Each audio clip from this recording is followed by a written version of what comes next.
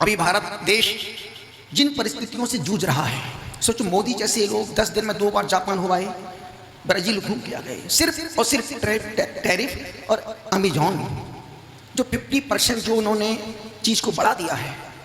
भारत का करोड़ों अरबों का व्यापार, अच्छे अच्छे बड़े बड़े उद्योगपतियों की कमर टूट गई। एक जरा सी घटना घटी थी पिछले दिनों, माधुरी को बनतारा वाले कोर्ट के आदेश से लेके चले गए थे, तो लोगों ने भावनात्मक जियो सिम को बंद कर दिया है। जियो सिम नहीं लेना, क्योंकि वो सिम तो भारत की थी, अंबानी की थी। अब इस समय वो भावनात्मक बात थी, आज की तारीख में ये भारत की इज्जत की बात है। यदि हमें भारत की इज्जत की परवाह है, जिसकी मुख से सुनो हर व्यापारी बोलता है यार काम धंधा कम हो गया है, जिससे बात करो काम धंधा नहीं है, काम धंधा कम हो गया। साड़ी वाला और या दुकानी चलती, हर व्यक्ति ऑनलाइन मंगा रहा है। साड़ी वाले का बेटा ऑनलाइन फोन मंगा रहा है। कोई भी चीज हो, सिर्फ 1 महीने देखो, भारतीय स्वदेशी को अपनाओ।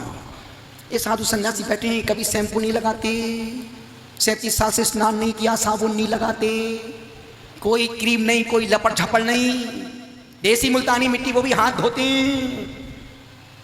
सिर्फ दिवाली तक स्वदेशी। रामदेव बाबा का एजेंडा पैसा कमाने का नहीं है। रामदेव स्वामी जी ने सिर्फ और सिर्फ विदेशी जो विकृतियां देश में हावी हो रही हैं, और उनको पता था आने वाले समय में विदेशी वस्तुएं ही भारत को अधमरा करेंगी। वो इतना लाचार कर देंगी, इतना लाचार कर देंगे, यदि एक दिन वो चीज ना मिले तो तुम्हारा शरीर अधमरा सा हो जाएगा। और उस कारण से उन्होंने भारतीय स्वदेशी चीजों को इतना बढ़ाया, हर चीज और हर चीज में क्वालिटी।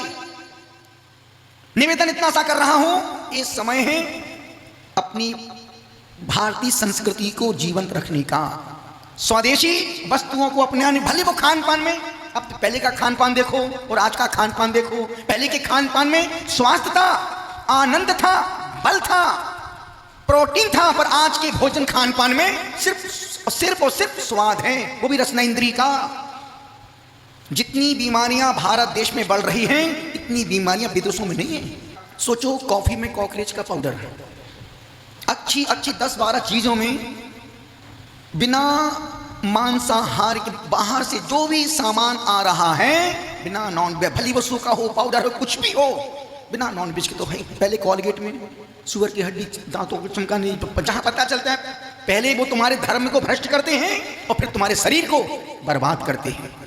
सिर्फ और सिर्फ एक बार इस पर देखो, एक दिवाली तक हम अपनी भारतीय संस्कृति के उत्पादन को ही उपयोग करेंगे।